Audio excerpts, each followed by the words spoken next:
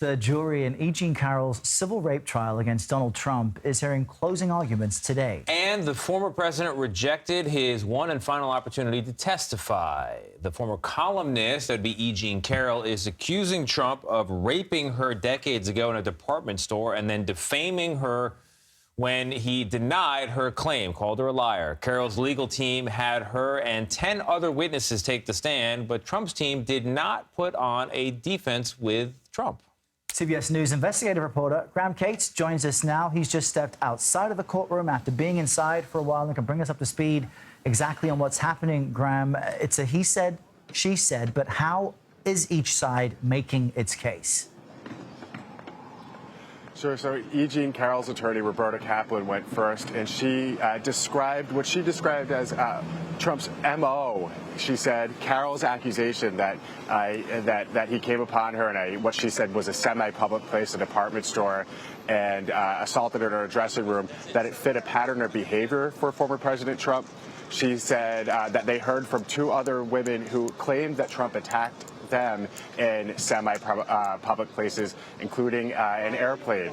And she once again played the famous Access Hollywood clip where Trump described grabbing women by their genitals, which was something that Carroll claimed happened, and that the woman, Jessica Leeds, who claimed to have been assaulted in an airplane in 1979, said he attempted to do as well.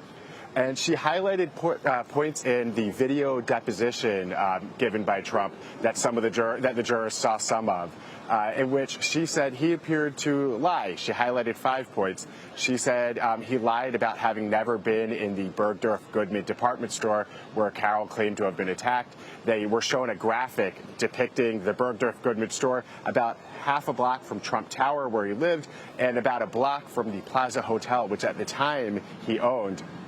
And they highlighted several other times during that deposition where it appeared at the very least that he didn't tell the truth, or that he misstated facts.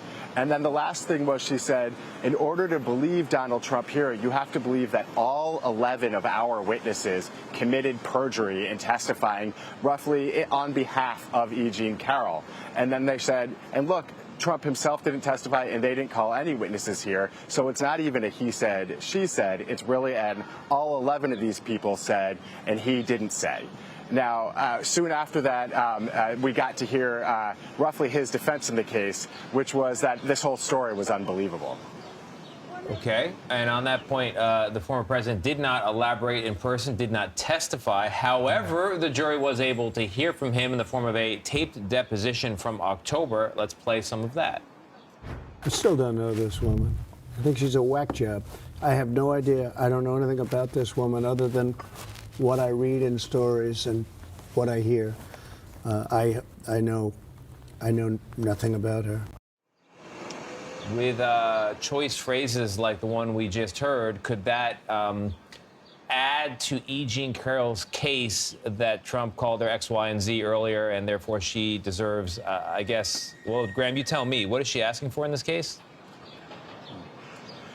So they haven't said exactly how much money they're asking for. They want an apology, but they did have an expert who said that she has suffered between roughly $300,000 and roughly $2.7 million worth of damages, but they haven't specifically asked for that. That clip that you just played was actually played again for them this morning, and this was again part of her case that he said he never met her before, but a focal point of her allegation is a photo that shows her speaking to former President Donald Trump. And at the time when Trump was showing that photo, and this was from the late 80s, Trump actually misidentified her as his ex-wife, Marla Maples, which is, again, another part of their case, which is he had kept saying that she wasn't his type. And, of course, when he saw a photo of her from the 80s, he thought it was someone who he had been married to. And so that clip is actually pretty central to the whole case. All right. Graham Cates with the ins and the outs. Graham, thank you very much. Thanks, Graham.